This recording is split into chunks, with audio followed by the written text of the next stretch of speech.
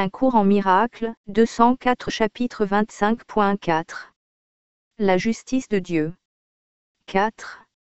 La lumière que tu apportes. Des esprits qui sont joints et reconnaissent qu'ils le sont ne peuvent ressentir aucune culpabilité.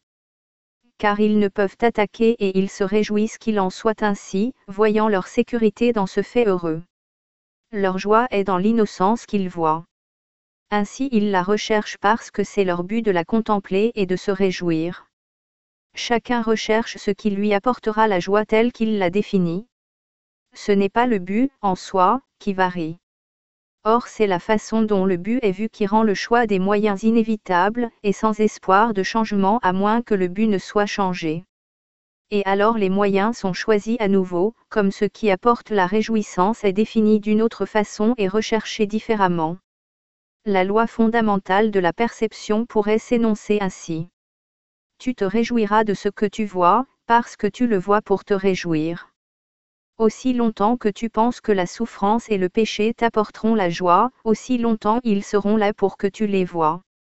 Rien n'est nuisible ou bienfaisant à part de ce que tu souhaites. C'est ton souhait qui en fait ce que c'est dans ses effets sur toi. Parce que tu l'as choisi comme moyen de gagner ces mêmes effets, les croyants porteurs de réjouissance et de joie.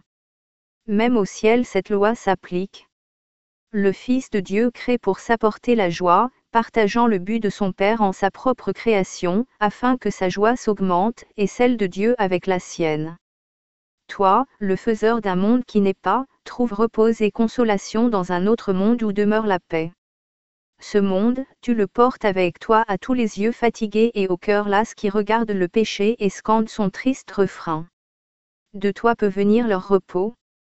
De toi peut s'élever un monde qu'ils se réjouiront de regarder, et où leur cœur sera content. En toi est une vision qui s'étend à eux tous et les couvre de douceur et de lumière. Et dans ce monde de lumière qui va s'élargissant, les ténèbres qu'ils pensaient là sont repoussées, jusqu'à n'être plus que des ombres distantes, dans le lointain, et vite oubliées comme le soleil brillant les réduit à néant.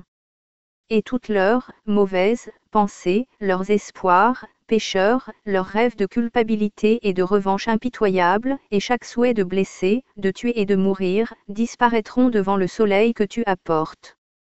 Ne ferais-tu pas cela pour l'amour de Dieu ? Et pour toi-même ? Car pense à ce que cela ferait pour toi. Les mauvaises pensées qui te hantent maintenant sembleront de plus en plus distantes et loin de toi. Elles vont en s'éloignant de plus en plus, parce que le soleil en toi s'est levé afin qu'elles soient repoussées devant la lumière. Elles s'attardent un petit moment, leur forme distordue trop éloignée pour être reconnue, puis elles disparaissent à jamais. Et dans la lumière du soleil tu te tiendras en toute quiétude, dans l'innocence et entièrement inapeuré. Et de toi le repos que tu as trouvé s'étendra, de sorte que ta paix ne peut jamais tomber et te laisser sans demeure. Ceux qui offrent la paix à chacun n'ont trouvé une demeure au ciel que le monde ne peut détruire. Car elle est assez vaste pour tenir le monde dans sa paix. En toi est le ciel tout entier. À chaque feuille qui tombe, la vie est donnée en toi. Chaque oiseau qui a jamais chanté chantera à nouveau en toi. Et chaque fleur qui a jamais éclos a gardé son parfum et sa beauté pour toi. Quel but peut supplanter la volonté de Dieu et de son Fils, que le ciel soit rendu à celui pour qui il fut créé comme sa seule demeure. Rien avant et rien après lui. Pas d'autre lieu, pas d'autre état ni temps. Rien au-delà ni plus près. Rien d'autre. Sous aucune forme. Cela, tu peux l'apporter au monde entier, et à toutes les pensées qui y sont entrées et ont fait erreur un petit moment.